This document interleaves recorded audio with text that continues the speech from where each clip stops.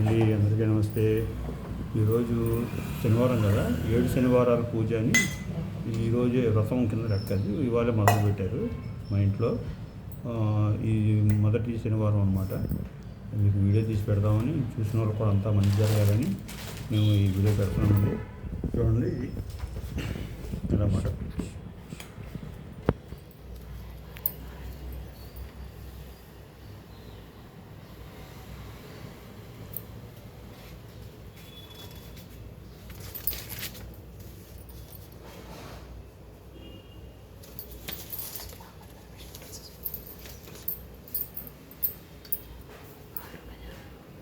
ఇది మొదటి శనివారం అనమాట అండి.